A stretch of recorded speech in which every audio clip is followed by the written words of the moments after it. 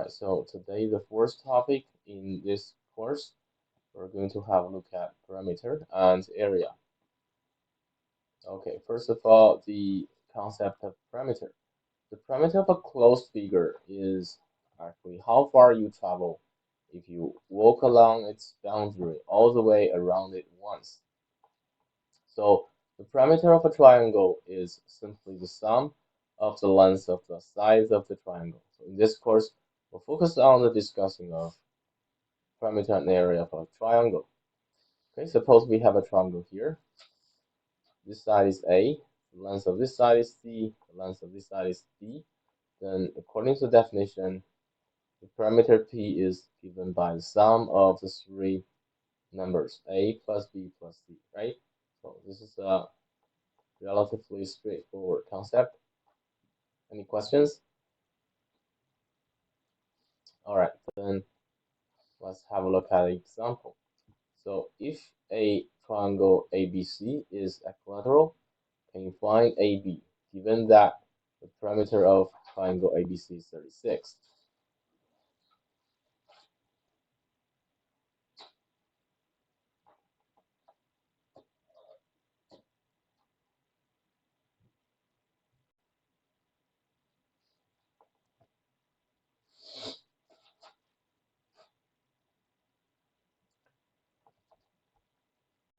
Yes, Neil, can you give us your answer if you finish?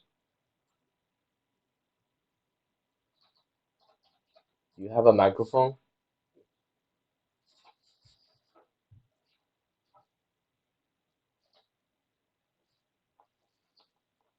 Okay, if you don't want to answer that, I'll do it for you.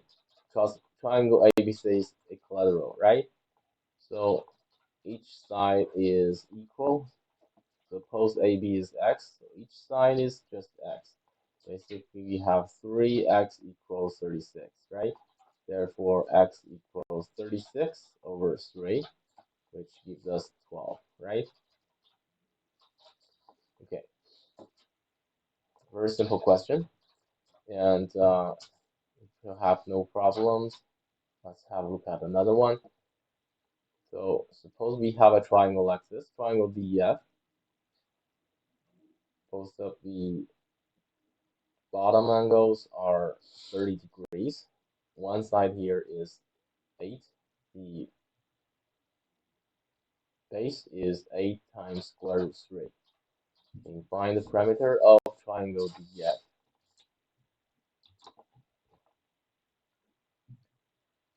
Okay, because today we're talking about parameters and areas, and we'll see a lot of questions related to perimeter and area, specifically triangles. Okay, if you finish, you can enter your answer to the chat box of Zoom. Okay.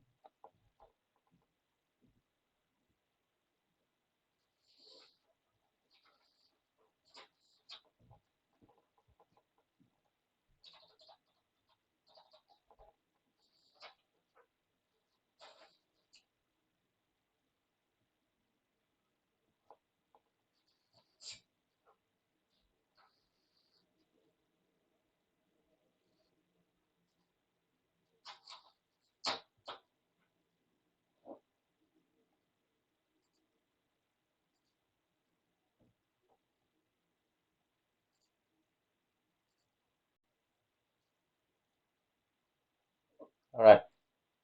How about Doki? Have you finished? Give me a second. Yes, can you give your answer in the chat box?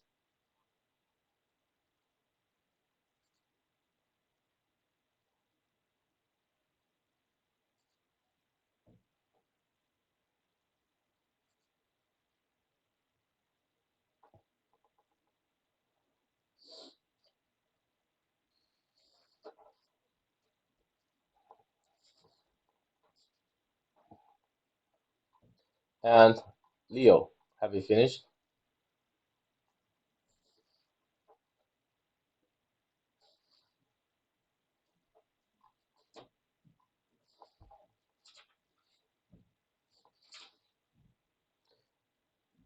Yes, so what is your answer? What is the parameter of triangle DEF here?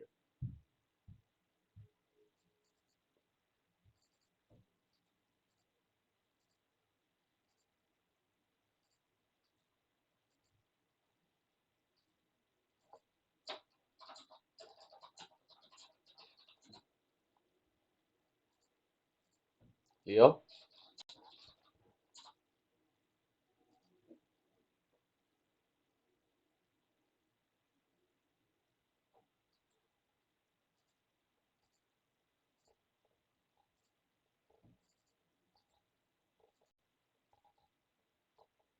Leo, can you hear me?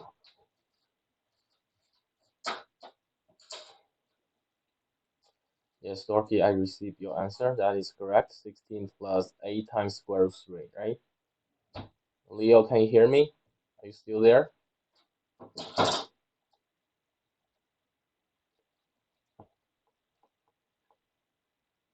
Okay, good.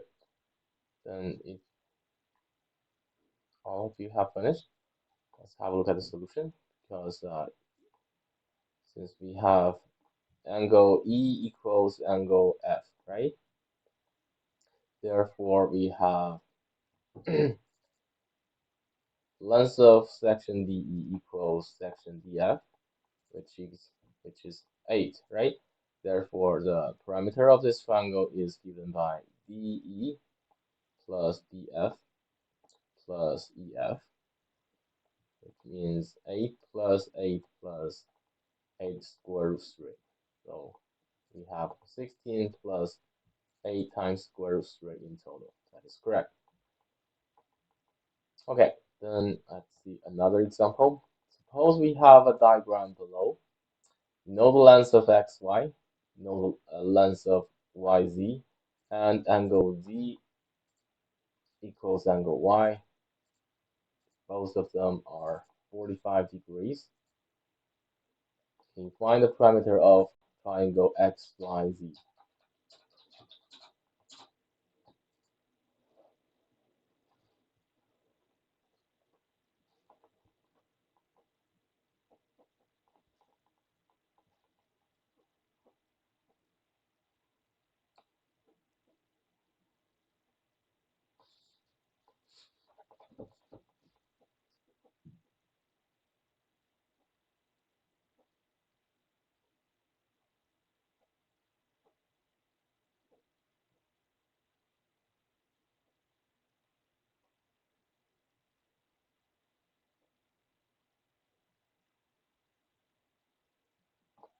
And again, if you have finished, keep your answer in the chat box. Okay.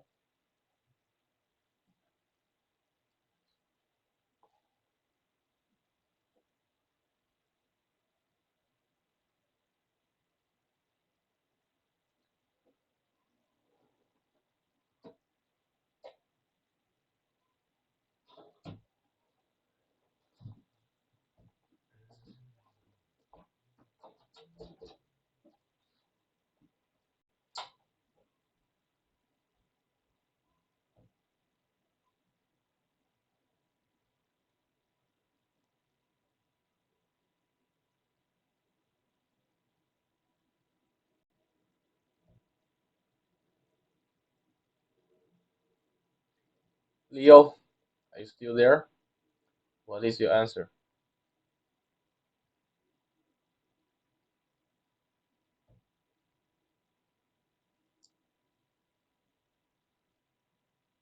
Okay. No, I'm not still. What is the answer for this question?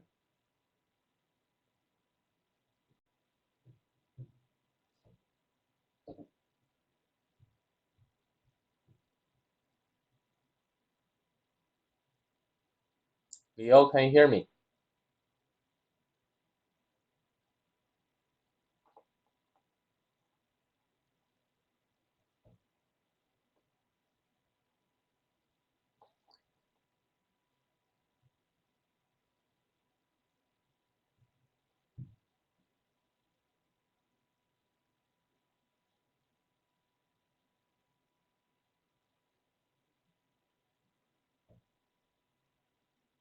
Now it asks you to find the parameter of the triangle. So one of them is a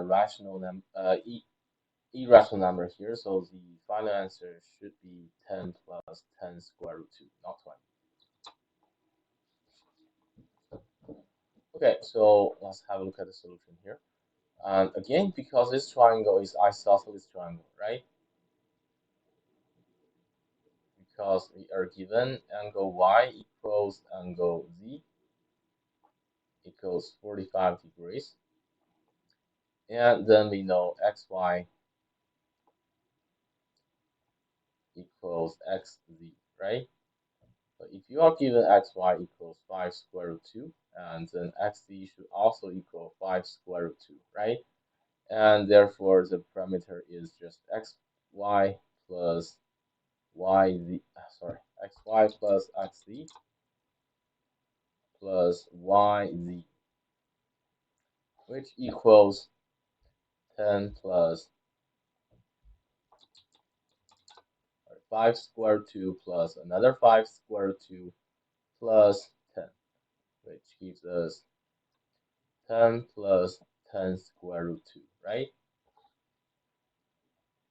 And it really doesn't matter what the value of the bottom angle here. So as long as it's isosceles triangle, this side should equal this side. Then the parameter is the total, the sum of the three sides. Okay, I'll look at the question here. Any questions, just let me know, okay?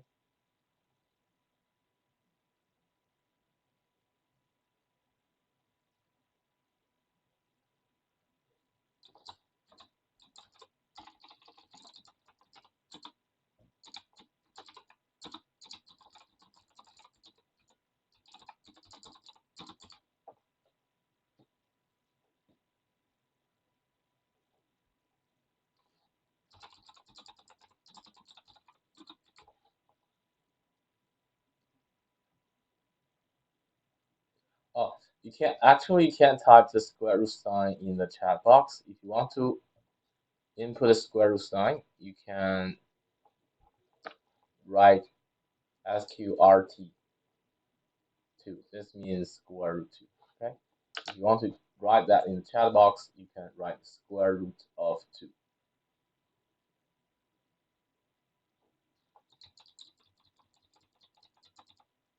Okay, then let's have a look at another example. So given that each little square in the grid is a 1 by 1 square, can you find the parameter of this polygon? A, B, C, D, F, G, H, I, J.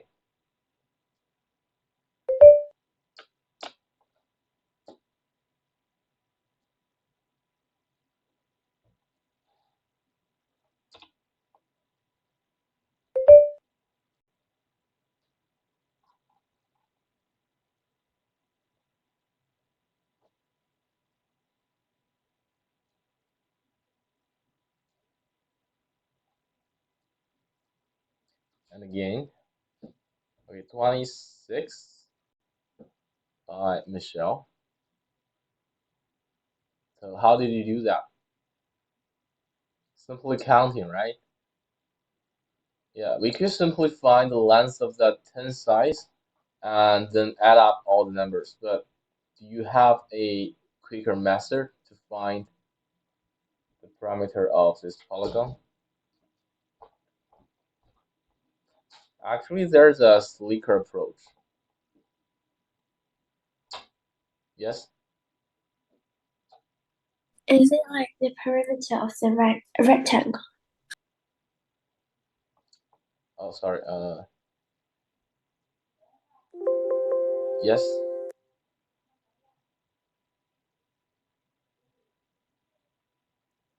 I said, is it the perimeter of the rectangle? Yes. Because all of our sides are either vertical or horizontal, right? So the horizontal side on the bottom has length 8. Therefore, the sum of the horizontal sides on top, which together covers the same horizontal distance without backtracking, must be 8. Which means you can simply move this side. Let's use another color. Or you can simply move this side this side, up here. And this side mixed up here, and this side mixed up here. And all the vertical lines, for example, you can move this side, and this side to the left side, and move this side to the right side here, right? Therefore, the parameter of this solid polygon is actually the parameter of this rectangle. See that? So that's a quicker way to find its parameter, which means 2 times 8 plus 5, and this gives us 26, right? 26 is a parameter of this polygon. Okay, any questions?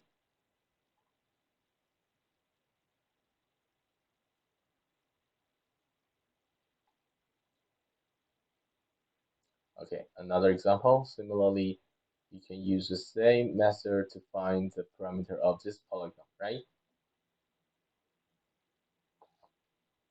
So what is the parameter of this polygon?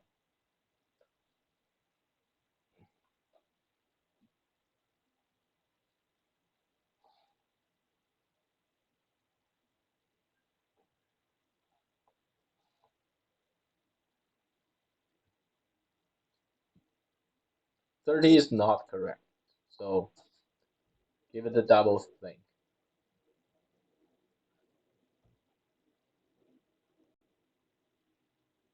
What is the difference between these two shapes?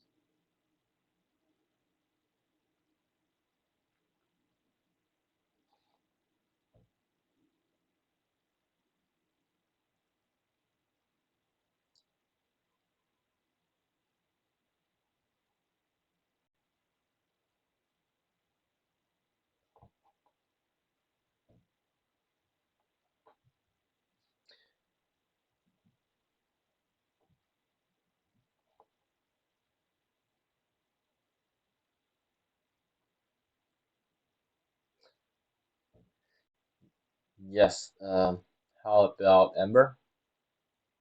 You find the answer here? Give me 1 second. Yeah, no problem. Okay.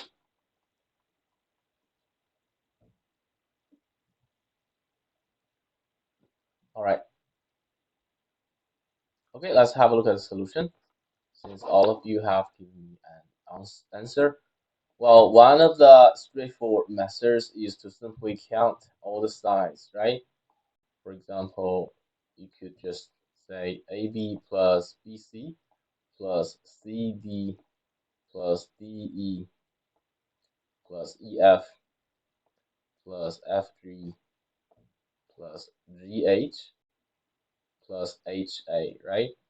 And if you count all the numbers here, that's 6 plus 3 plus 5, and plus 4 plus 3 plus 2 plus 4 plus 9, right? And this will give you a total length is 36, which means the parameter of this polygon is 36. Another approach is to notice that the total length along the tops is the same as that of the bottom, 9, right? Because if you notice if you only see the top, you'll get 1, 2, 3, 4, 5, 6, 7, 8, 9. So that's twice of the bottom, right? So the top and bottom together contribute 18. The left and right each contribute 6. But you should notice there's a little extra to add from part of the U portion, right? Be careful. These two shapes are different in the patterns.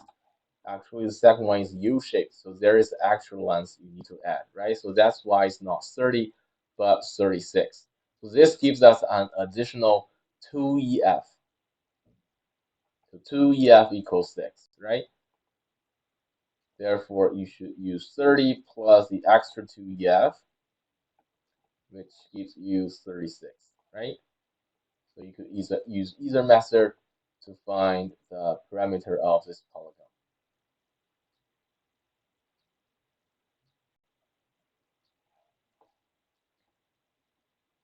Okay, in a summary, in the second method, we can calculate the parameter like this. So 2 by 9, that's the top and bottom, plus 2, 6, plus 2, 3, right? Yeah, no problem. No problem. Go ahead. Equals 36, right? Okay, then let's see another example that related to the parameter. So suppose we have three little triangles here, ABC, ADE, and EFG. These three triangles are all equilateral. Points D and G are midpoints of AC and AE. If AB equals 4, means this side is 4. What is the parameter of figure A, B, C, D, E, F, G? Okay, I'll give you 2 minutes to think about it, and after that, we'll have a look at the solution together. Okay.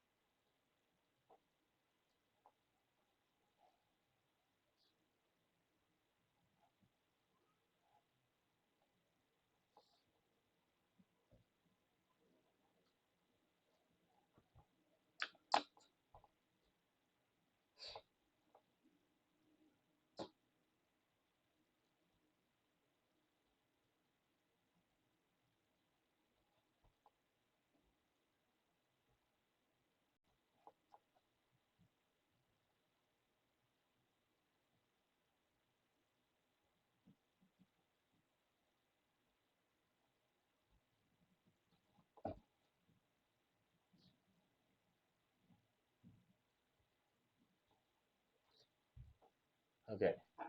Uh, let's see the solution together. Okay. Amber, if you need to rethink your result, it's not 18 because, okay, let's have a look at the solution together. Because D is a midpoint, right? Yeah, 15 is correct. D is a midpoint of section AC. Then the equilateral triangle AD has set length AB over 2, right? Which means this side is 2, this side is 2, this side is 2. And because E is a midpoint of AE, then we have EG equals 1, EF equals 1, and GF equals 1, right? Then the parameter of figure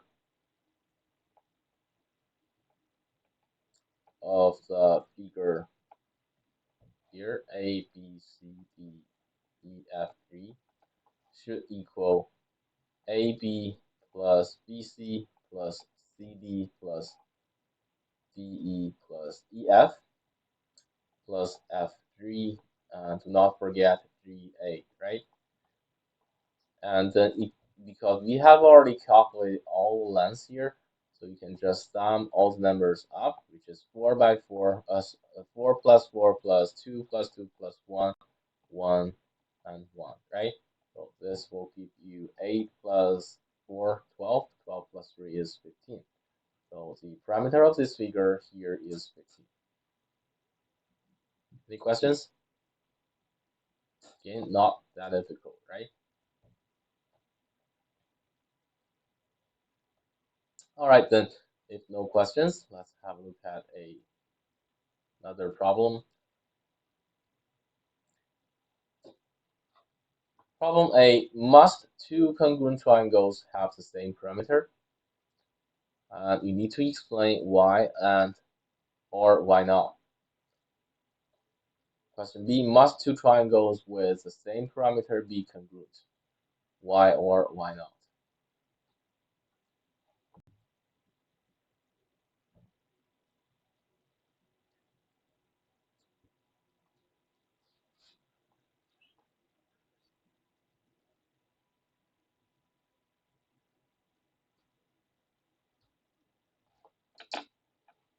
Well, if it's true, you need to prove that, right? Otherwise, if it's not true, as long as you can find a counterexample, you can say the statement here is not always true.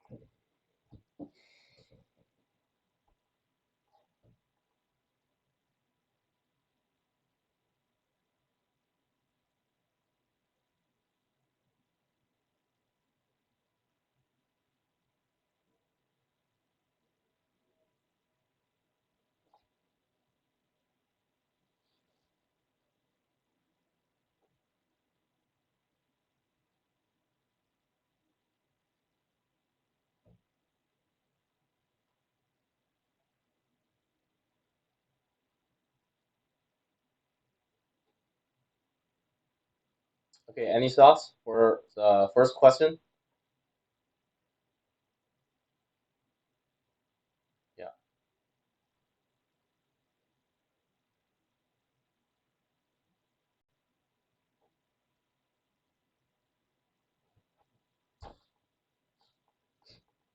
okay. The answer for the first one is yes, right?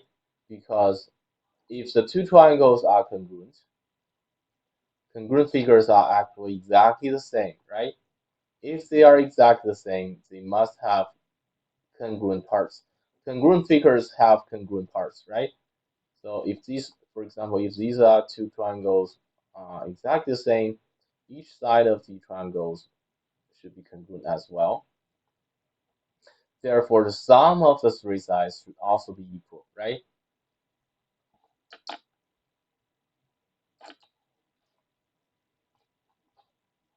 Yes, that is correct. But how about the second one?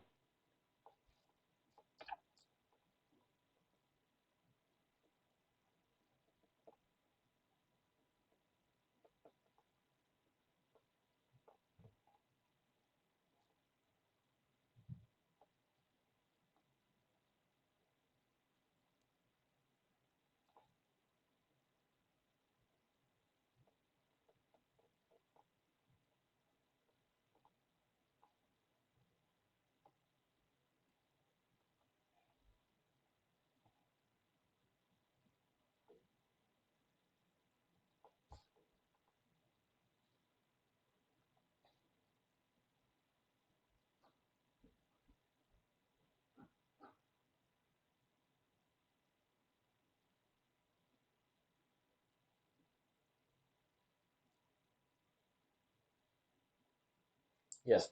The second one is not necessarily true, right? Because we can simply find a counterexample. When you raise your counterexample, be careful with the size you choose, okay? Uh, well, for example, if I draw a triangle here, because this side is 3, this side is 5, this side is 4, this is possible, right? Because we know 4 square plus 3 square equals 5 square. Actually, this triangle is a right triangle, right? And the parameter p here is the sum of the three sides, which is 12. And we can draw another triangle equilateral triangle whose sides are just 4, 4, and 4, right? Sum of three sides is still 12, but apparently one of them is a right triangle and the other one is not, right? Therefore, these two triangles are not congruent. And sometimes, of course, if you draw two exactly the same triangles, they can be congruent, but it's not necessarily true, right? And let me check the answers. 3, 3, and 4. Okay, 3, 3, and 4 can form a triangle. 2, 4, 4 can also, yes, that's a successful counterexample. Neil, in your solution, I see you want to form a triangle using 5, 4, and 1, right? So can you really form a triangle using these three sides? You need to double check that.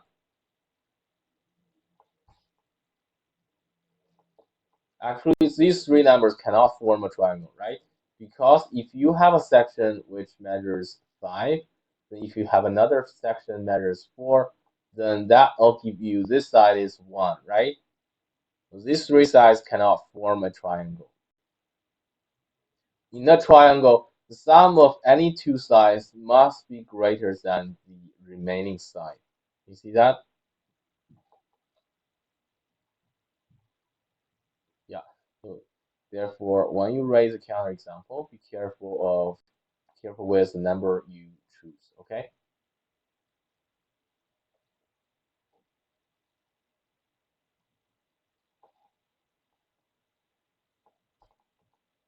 Yeah. 4, 4, 2 can form a triangle.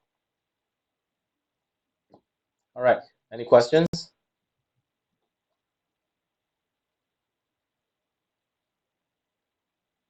Okay. If not, let's have a look at a follow-up question. See, must two triangles with the same parameter be congruent if the triangles have one angle measure in common?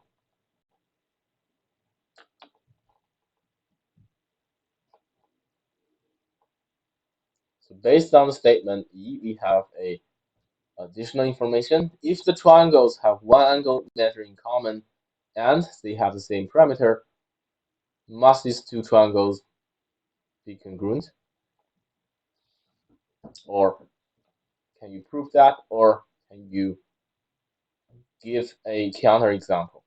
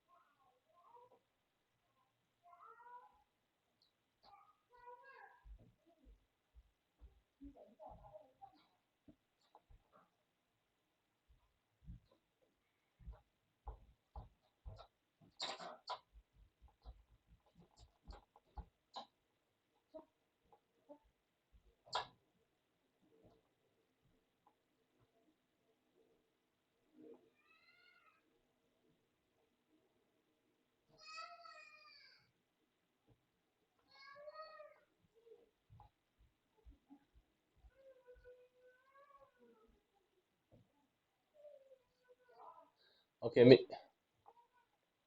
Michelle just gave me an answer. How about Amber, Neil, and Leo? What do you think? Okay, no worries. I'll give you some more time, okay?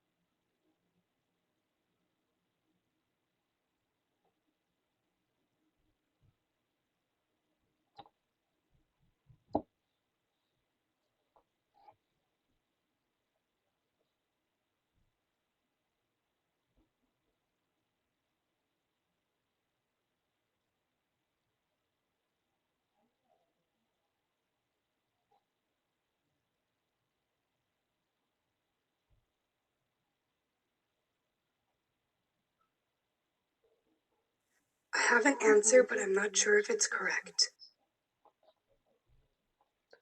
All right, let's draw a triangle. Okay, let's have a look at the solution together. Well, suppose we draw a equilateral triangle ABC. Let's suppose AB equals BC equals AC, which is how about 2? But actually, this does not matter. Okay, and for example, we can then choose a point here. Let's call this M. And well, imagine M is very close to A. Then AM is very small, right? Well, let's say it approaches to 0 from positive infinity, from the positive side. If M is very close to A, then AM is very small, right? We can then choose another point, for example, in the section AB. Then we can connect these two points. Let's call this point N. And we can connect these 2 points. So this forms us another triangle AMN, right? And let's say N can slide freely along the side AB here. When N is very close to A, for example, when N is here, then triangle ANM is a very small triangle, right? Well, let's say if N is very close to A and M is very close to A as well, this gives us the perimeter of triangle ANM is very small. That will approach, for example, 0 from the positive side, right? It's a very small triangle. But when N moves here, then that'll enlarge the perimeter of triangle ANM, right?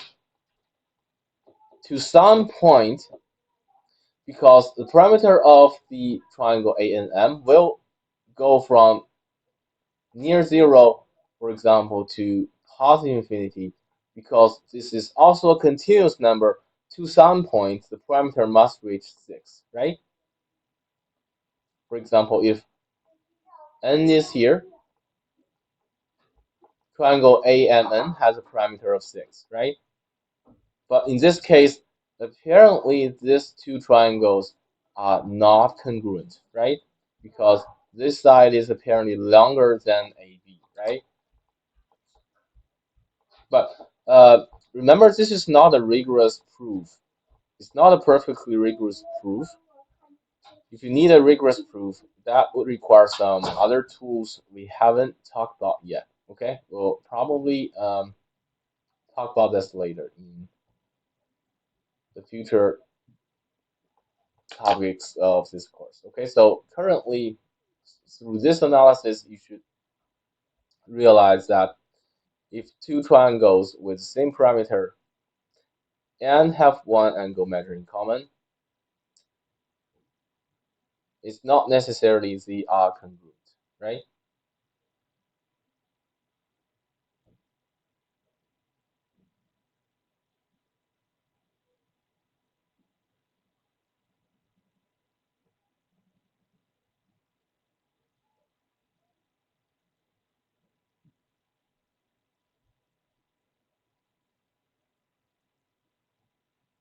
Can you follow me? Okay, so the answer is no here. All right, then let's consider another question that is related to the parameter. A triangle with parameter 45 has one side that is twice as long as the shortest side and another side that is 50% longer than the shortest side. Can you find the length of the shortest side of the triangle?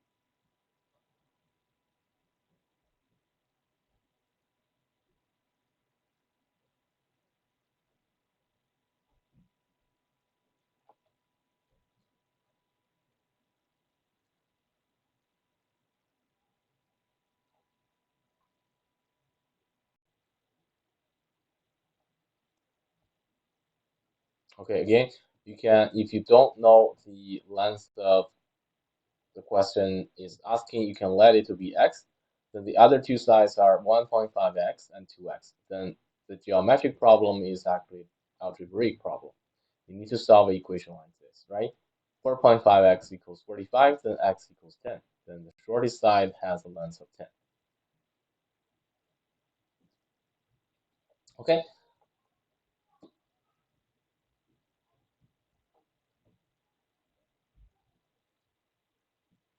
okay, now let's have a look at the concept of area.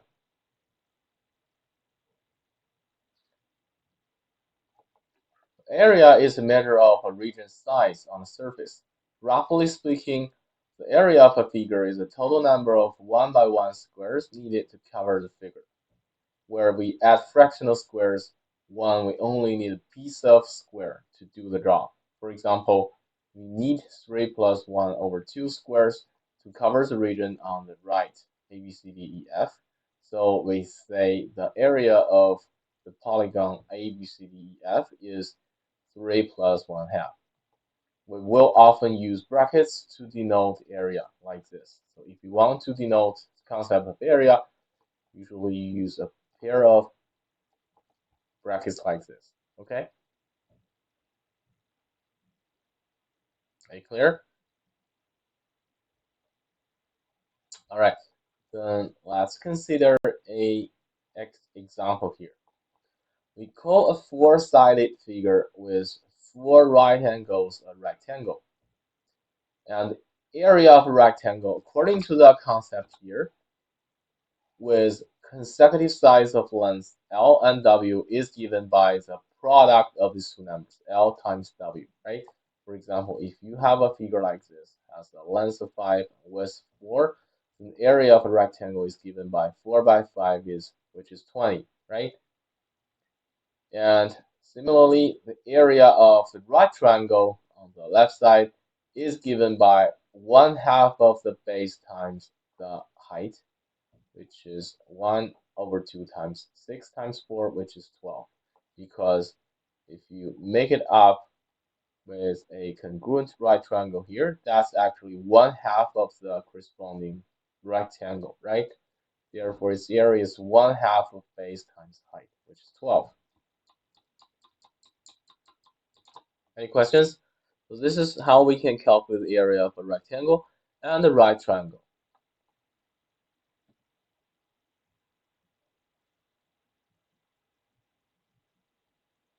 Okay, then let's have a look at another example.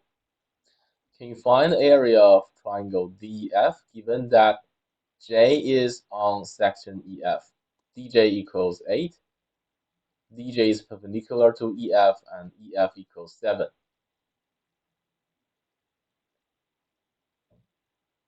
Well, note that we haven't learned any other formulas to calculate the area of a triangle, okay? So you cannot use 1/2 times base times height, which probably some of you already know. But currently, you can only use these formulas we have learned here to calculate this area. Therefore, you can only break this triangle into two right triangles, right? Right triangle DEJ and right triangle DJF.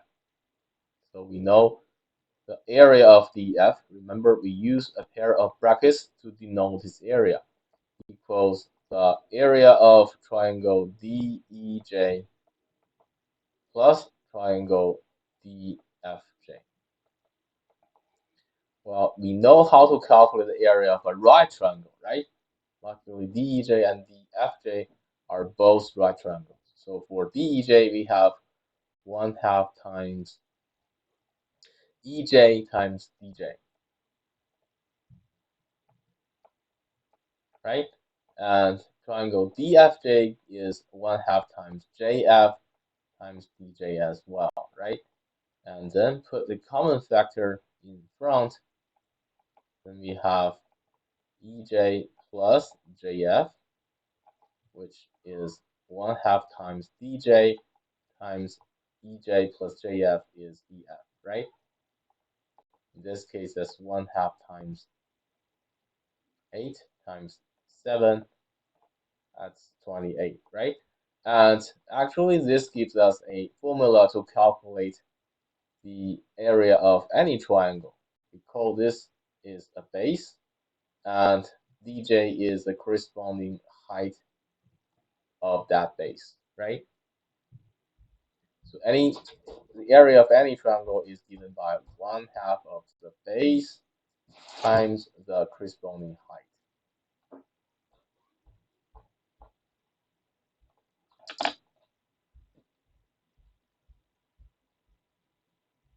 Okay, any questions?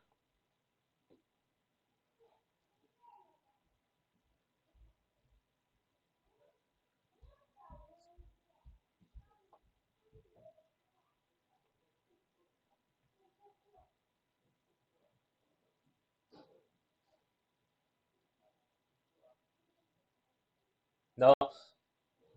All right. Do you have any questions, Amber?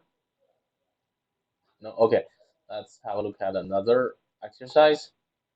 Given that angle dxy equals angle xwy equals 90 degrees, xy equals 8, xz equals 6, and zy equals 10. Can you find the length of xw?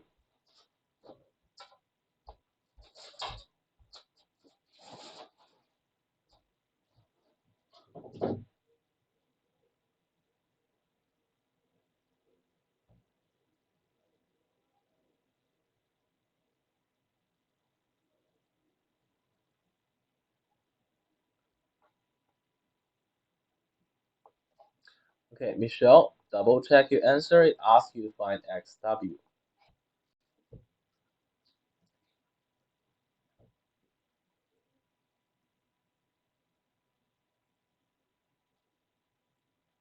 Zy equals 10, so xw cannot equal 10, right?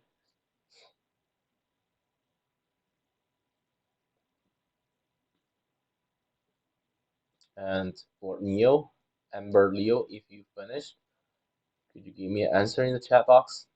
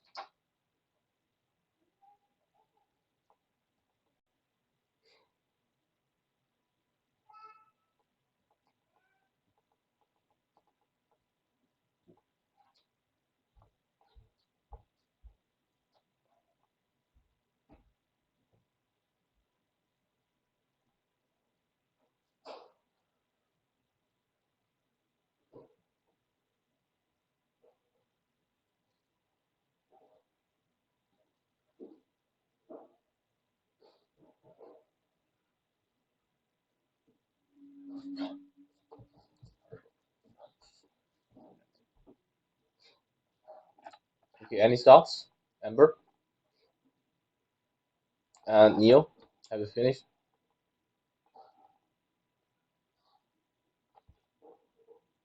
How about Neil? How's your call?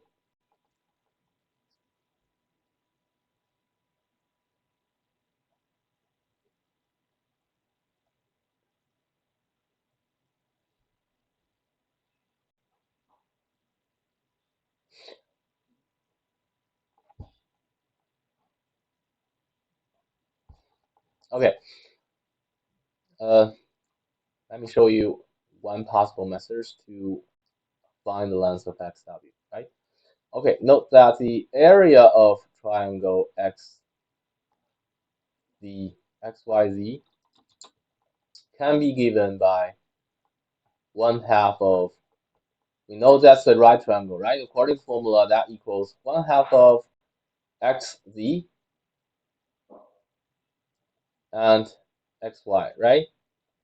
On the other hand, we also know that equals 1/2 of the base. If you treat dy, if you consider zy as the base, then xw is the height, right?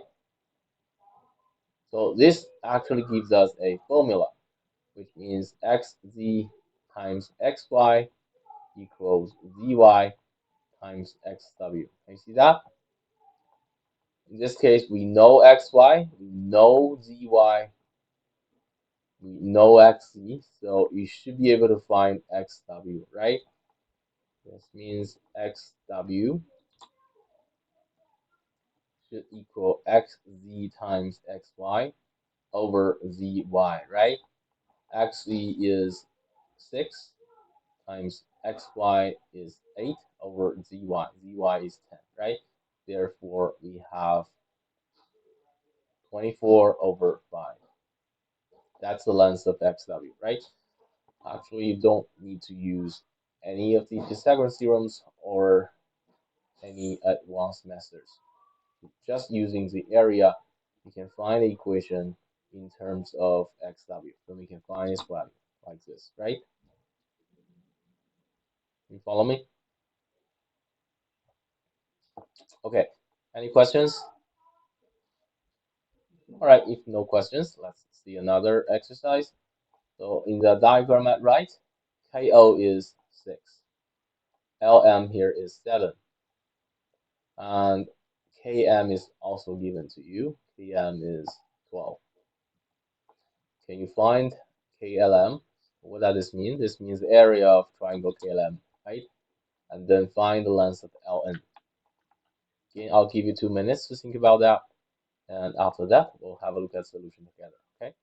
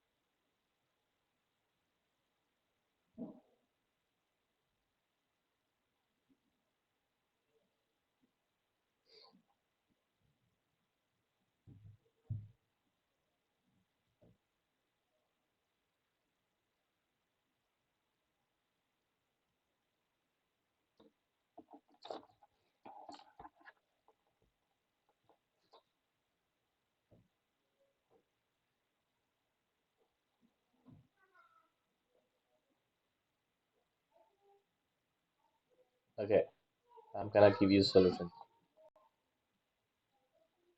All right, let's have a look at the solution together. Have you finished? Any thoughts here? No, not yet. Okay, I'll give you 1 more minute.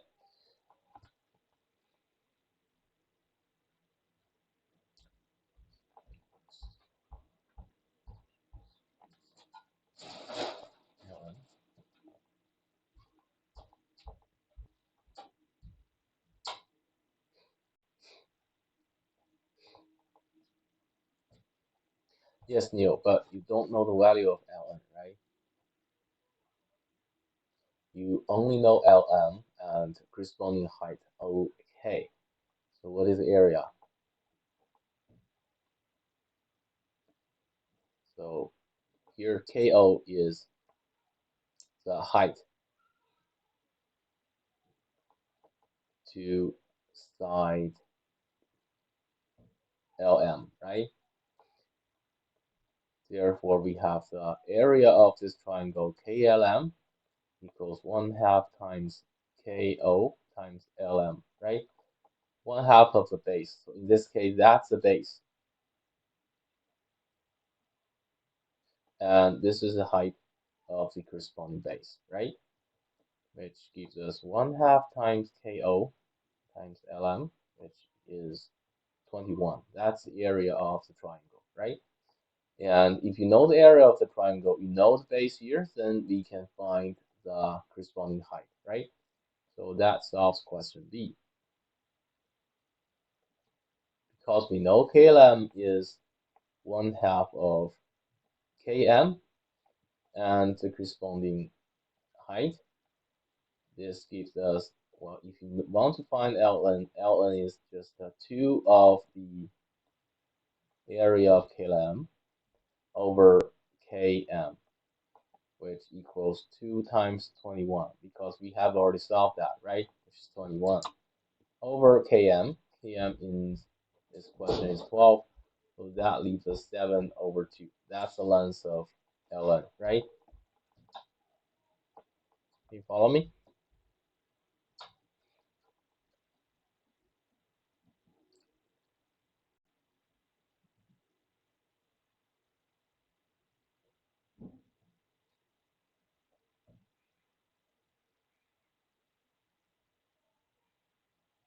Do you have any questions?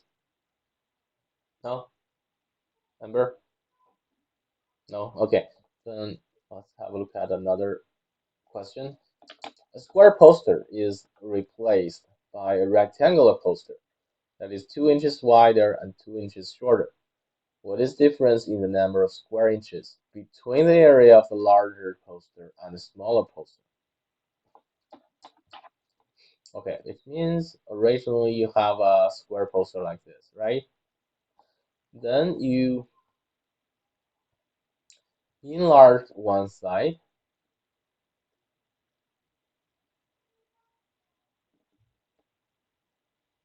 by 2 inches, but lower the other side by 2 inches. It becomes a rectangular poster here, right? It asks you to find the difference of the area between the two shapes.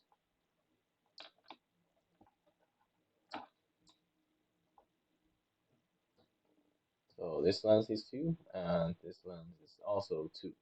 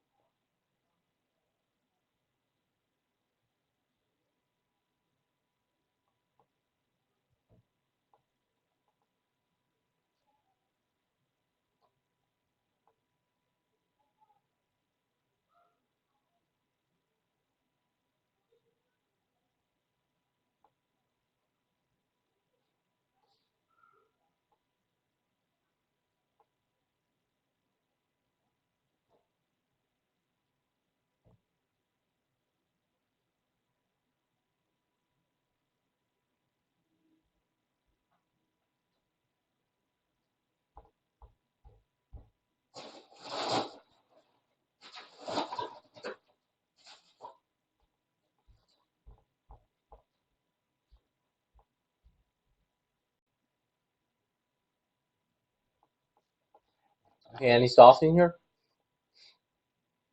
Neil, have you finished? And Amber? Okay, I'll give you some hints, okay? You can compare your solutions with mine. You can let, we don't know the size of the square, right? So we can let the side of the square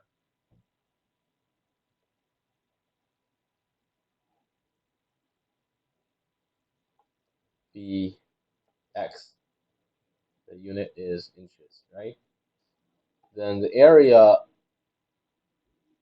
of the square is just x squared, right? And the length of the rectangle is x plus 2, right? Because enlarged by 2 inches. And the width of the rectangle is then x minus 2 inches, right? So the area of the rectangle is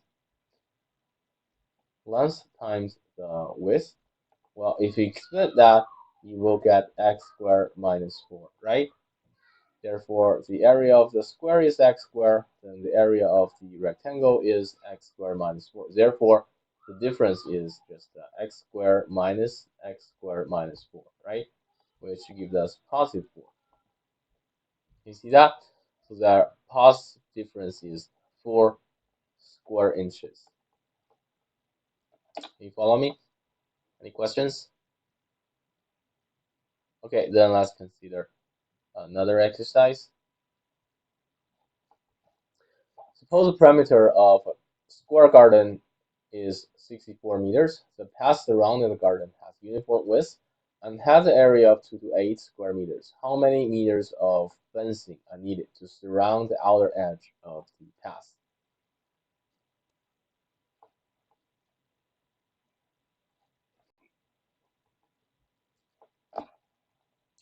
Which means you want to calculate this side plus this side plus this side plus this side.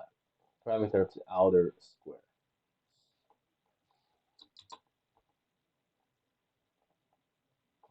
Okay, again, I'll give you 1 minute to think about that, and after that, we'll have a look at the solution together. Uniform means same.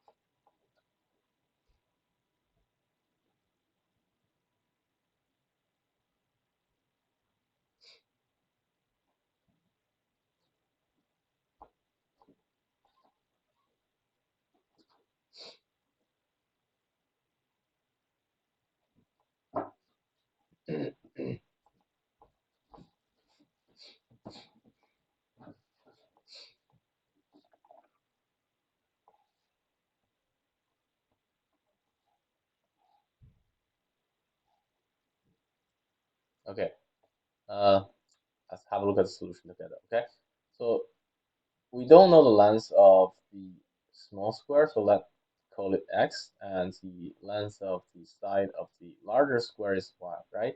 According to the given information, we know 4x equals 64, right? This gives us x equals 16. Well, apparently the unit is meters. And we also know y squared equals x squared plus 228, according to the given information, right? And x squared is 256. So y squared is 484, right? Then 484 is actually a perfect square. Then this gives us y equals 22 because y is positive. It's the length of the side of the square, so 22 meters. Therefore, we know the perimeter of the larger square is 4y, which equals 88 meters. You need at least 88 meters of fencing, right? Again, very straightforward question. So just to jump to the next one, okay? So next key point of this lesson is sometimes you can use same base or same altitude to solve a series of questions. If two triangles share a altitude, then the ratio of their area is the ratio of the bases to which the altitude is drawn. This is particularly useful in problems in which two triangles have bases along the same line.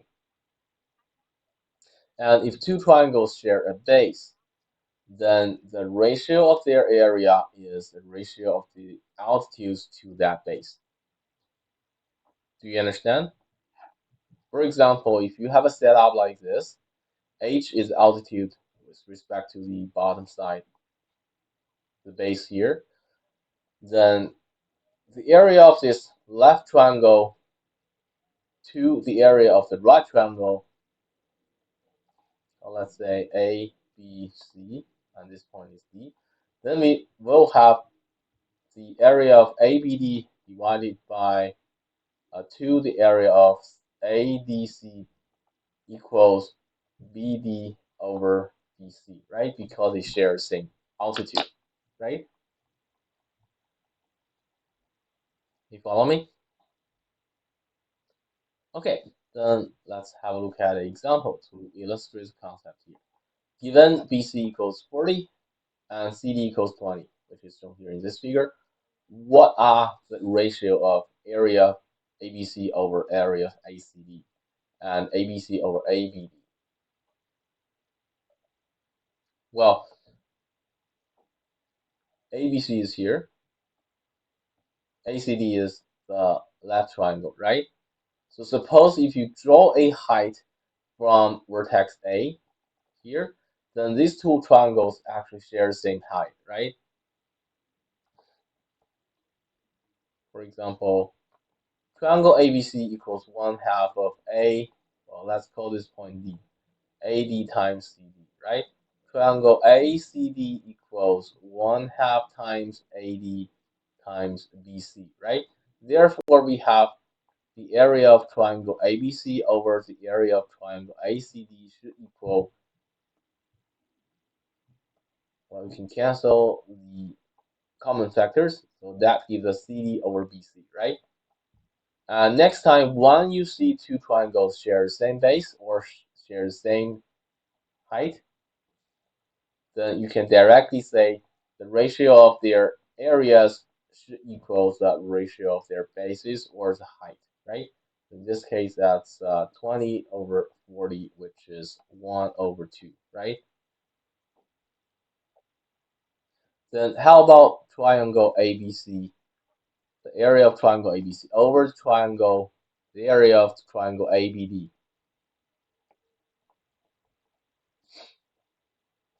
ABC is here. ABD is a larger triangle here, right? So they share the same elements.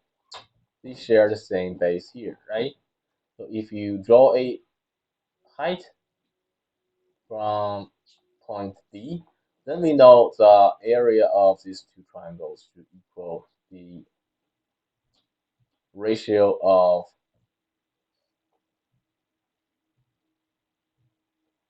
the two BC over BD, right? Oh, sorry, made a mistake here. Uh, you should draw a height here, right?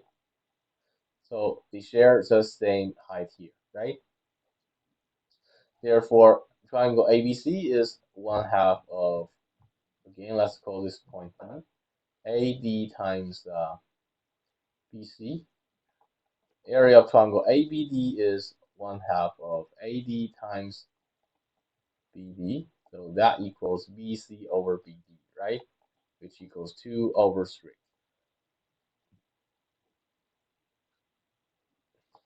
Oh, sorry. There's another typo here. This should be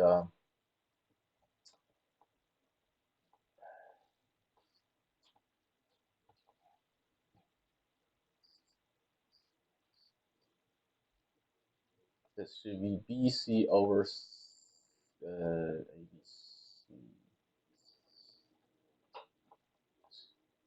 Made a typo here, right? Triangle ABC should 1/2 of AD times BC. Sorry about that. ACD is 1/2 AD times CD. So that's BC over CD, which is 2 over 1, not 1 over 2, right?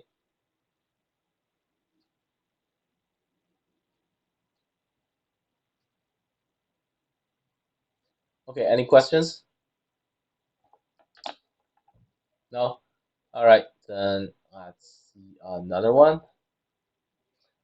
Okay, Suba and Sam have been hired to paint the triangle with base AB on the weirdly shaped wall in diagrams. They are told to choose either C or D as the third vertex of the triangle. Suba thinks using D will make the triangle look cooler, but Sam thinks using C will result in a smaller triangle to paint. So how can Suba convince Sam to choose D? So basically, is there any difference, or which area is larger if you choose vertex C or D?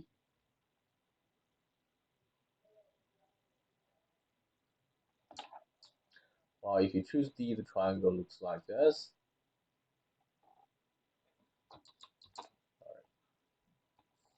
If you choose D, that's the triangle. Then if you choose C, the triangle may look like that, right? So basically, this shares the same base AB, right? But has different height. Then we can calculate the area of the corresponding two triangles. First, triangle ABD. The area of triangle ABD equals 1/2 of AB times DE, right? Of course, we don't know AB, so we can just leave it there, but we do know D is 9, so that is 9 over 2 times AB, right? On the other hand, the area of triangle ABC is given by 1 over 2 times the base AB times the height BC, right? Because BC is perpendicular to AB. And that's 1/2 of AB times BC. BC is 12. So that equals 6 AB, right? So which one is larger? Apparently, the area of triangle ABC is larger than the triangle of the area of triangle ABD, right?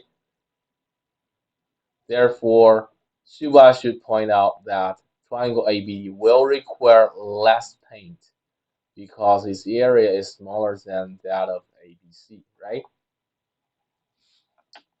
You see that? Any questions? Okay, if not, let's have a look at another exercise.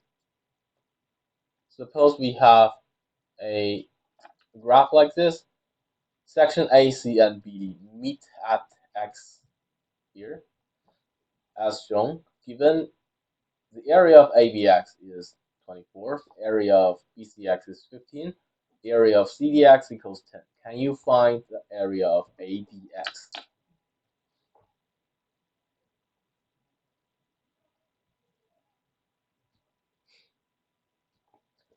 Again, I'll give you some hints.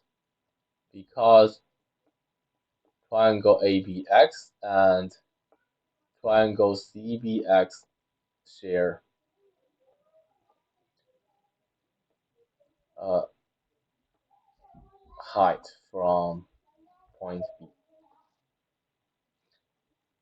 Then we have AX over CX is given, right?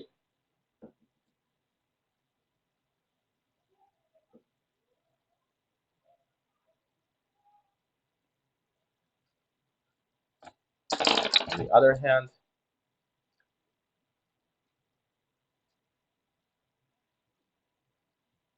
because triangle ADX and triangle CDX share height from D. Therefore, we have area of ADX over the area of CDX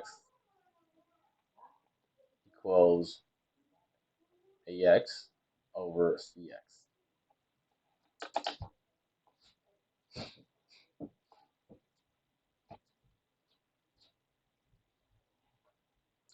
Okay, let me know if you finish. Okay, you can enter your answer to the chat box.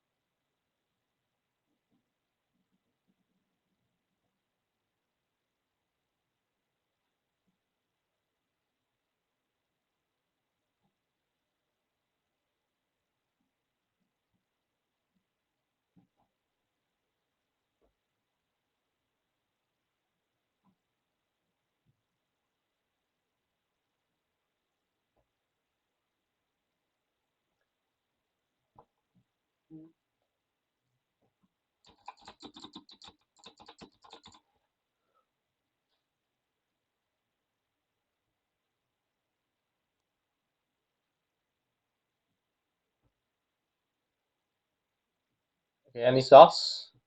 Have you finished? Neil?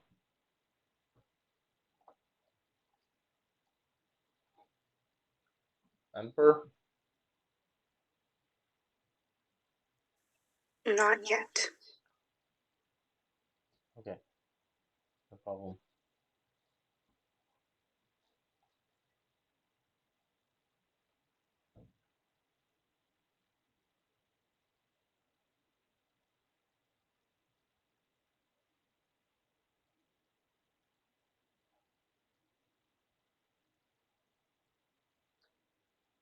Not quite. Sir, 20 is too large. Okay, let's have a look at solution then. Okay, as I said, because triangle ABX is here, right? And triangle CBX, which is here, share the same height from point B, for example here. Then we know AX over CX should equal the ratio of the two areas, right? Can you see that? And the question tells you the area of the two triangles, which is 24 over 15. So basically 8 over 5. On the other hand, we know triangle ADX and CDX, which is two triangles here, also shares the same height. For example, here, that could be the same height from point D, right? Therefore, the area of ADX over the area of CDX should equal AX over CX. And AX over CX is here. So we can just put the numbers here. And we already know the area of CDX, so this gives us the area of ADX should equal 8 over 5 times area of CDX, right?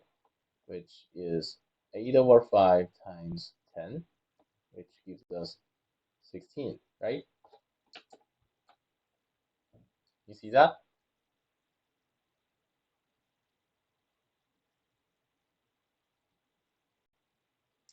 You follow me? Okay, if you need more time, just let me know, okay? Otherwise, I'll just go to the next one, okay? All right, next exercise. In this diagram, we know PT equals 6, TR equals 3, and QV equals 4. Can you find the area of PQR, the area of PTQ, and the area of QTR?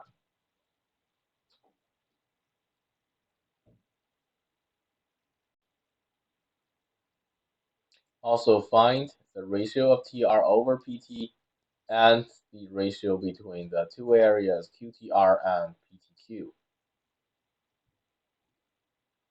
Okay, when you finish, please give me your answer in the chat box, okay?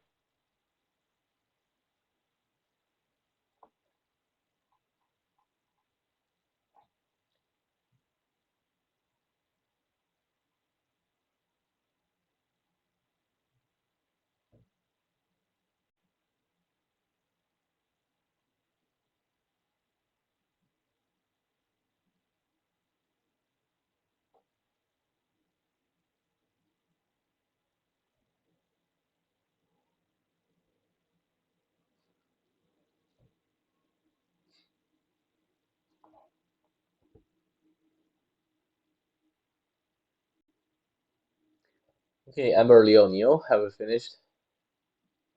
If you finished, do not forget to keep your answer, okay?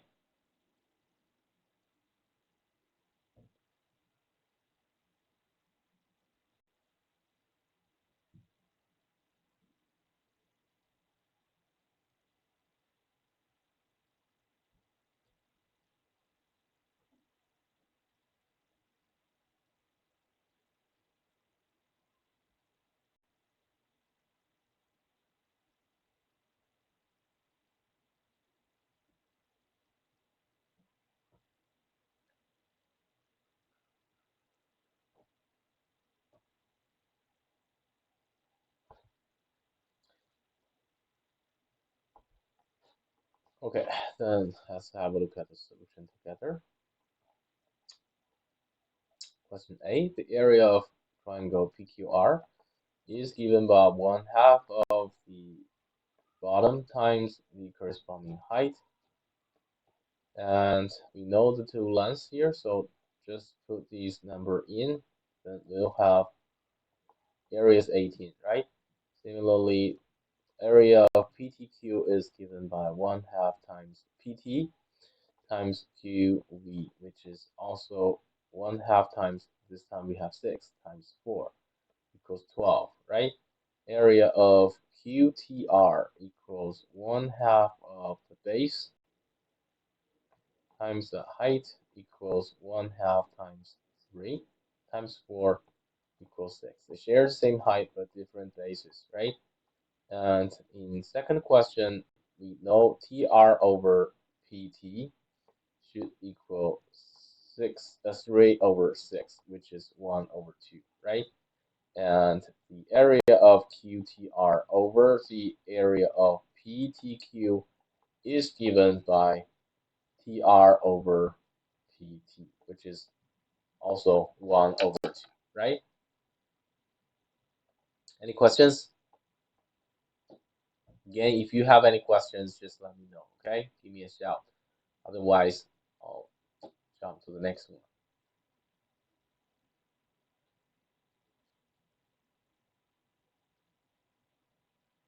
Okay, let's see another exercise. In the diagram below, AB is 2, BE is 3.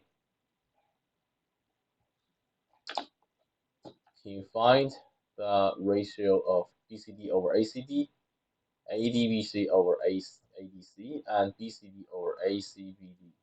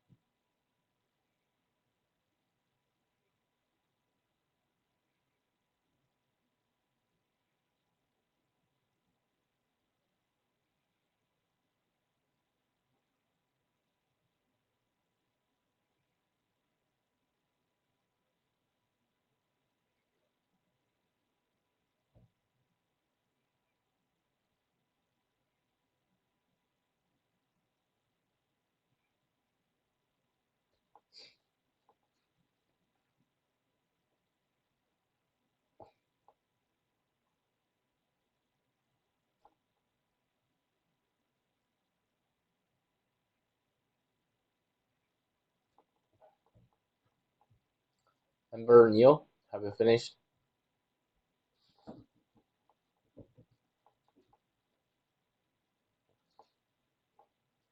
Triangle BCD and triangle ACD share the same base CD, right?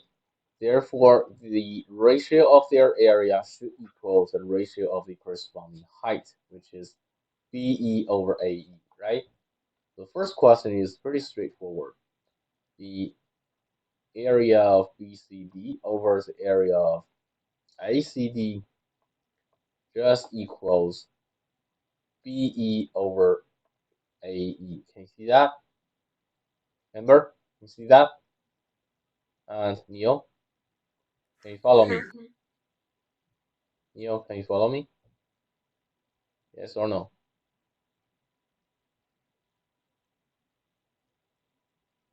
Oh, no problem.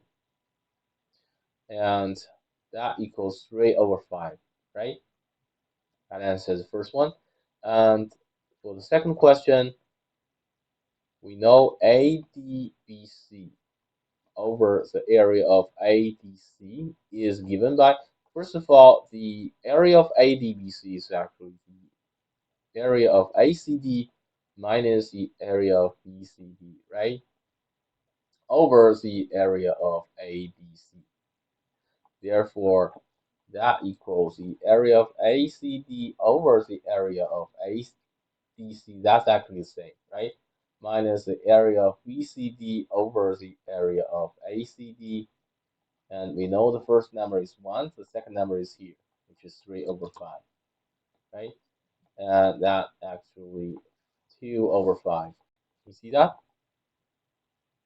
And for the third question, the area of BCD over the area of ACBD is given by, well, it's easier to calculate its reciprocal, right? So let's find the reciprocal, which is ACBD over BCD, right? And that's 1 over, again, ACBD is given by ACD minus BCD, right? Over BCD. So that equals 1 over area of ACD over the area of BCD minus 1, right? And that's 1 over area of ACD over area of BCD is here, the reciprocal of this number. So that's 5 over 3 minus 1. Then you can calculate that ratio is actually 3 over 2, right?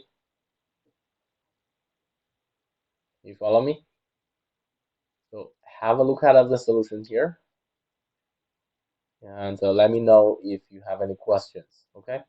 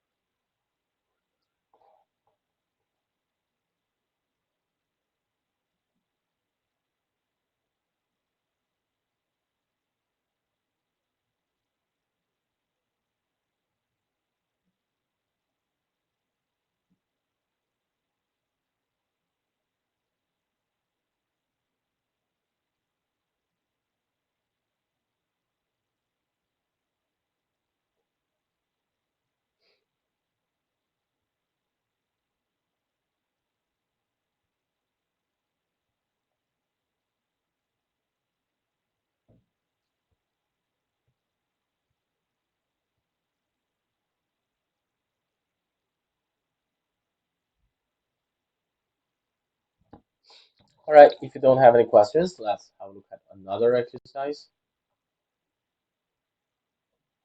Consider this question here. By what factor is area of a triangle multiplied if the length of its base is doubled and the height is tripled?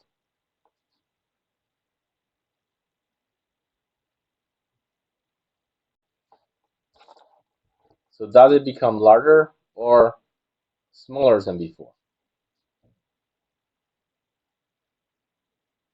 Of course, larger, right? But by what factor?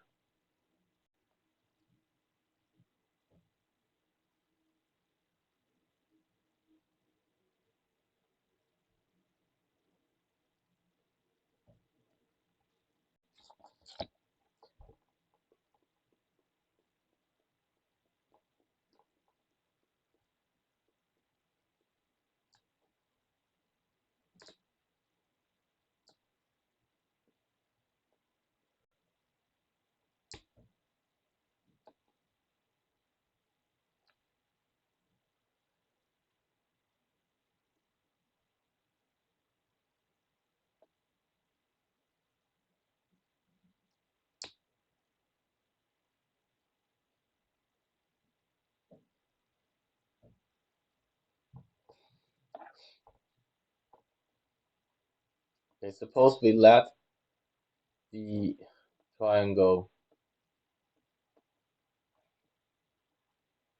have base B and height h. Then the original area of this triangle is just 1 over 2 times b times h, right? And after we have enlarged the base and height respectively, the new area of this triangle is 1 over 2 times the new base, which is 2b, right? And the new height, which is 3h, right? So this will give us 3bh, right? Therefore, we know the ratio between the new and the original is 3bh over 1 over 2 times 3h, which is actually 6, right? Therefore, the area increases by a factor of 6.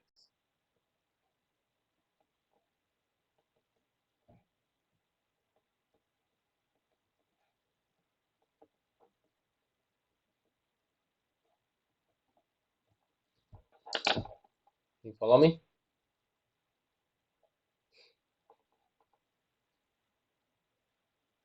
Any questions? No? All right. So let's see the next question. Probably we'll finish another one before the end of this class. Okay, find Qx in the diagram at right, given that Wx equals 8. Know this side equals 8. And the area of PQX is 1/6 of the area of WXYZ, which is a rectangle.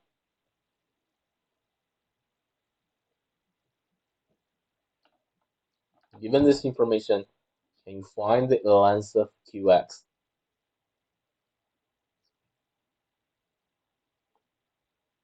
Or is it possible to do so?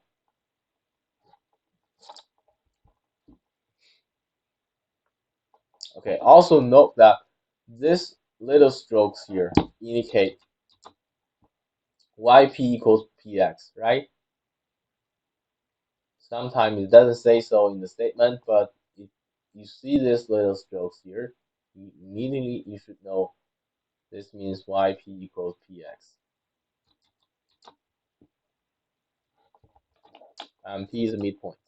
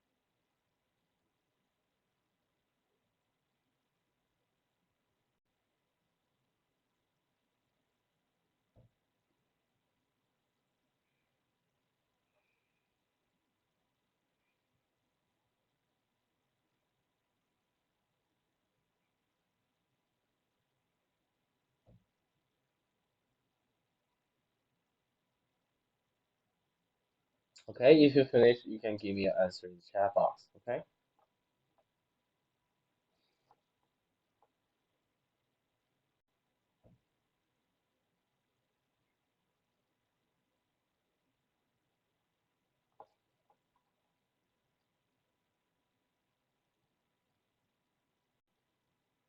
Recording in progress.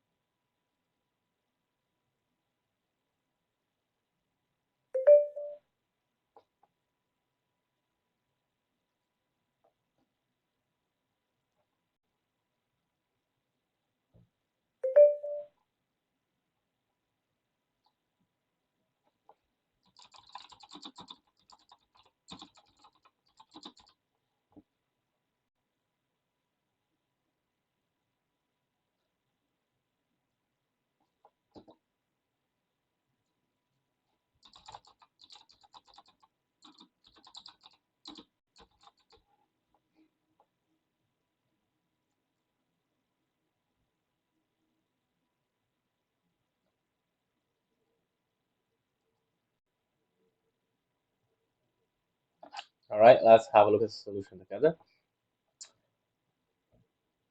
Okay, first of all, you know the area of WXYZ equals WX times YX, right?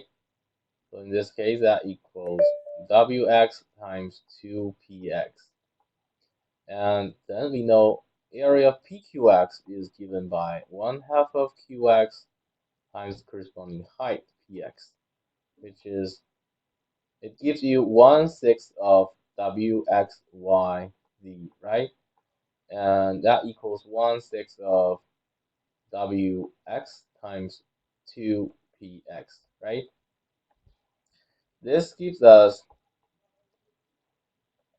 1/2QX should equal, we can cancel the PX here, right?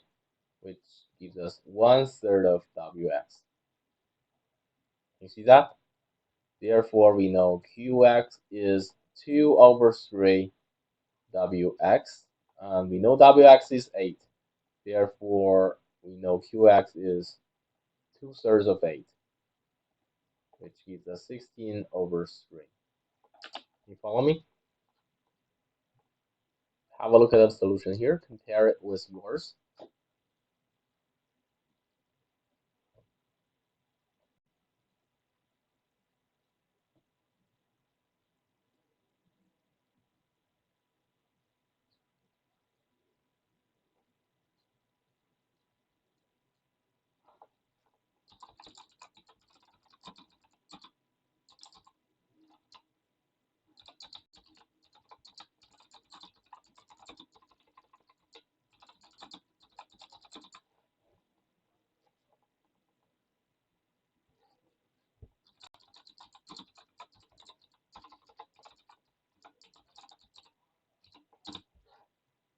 Any questions?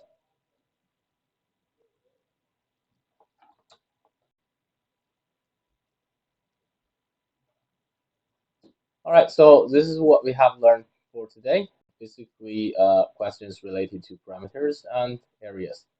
I'll give you some more practice on Google Classroom. Remember to complete them and submit them before the deadline, okay? You can try as much as possible, and if any questions, we'll have a look at the solution at the beginning of the next lesson.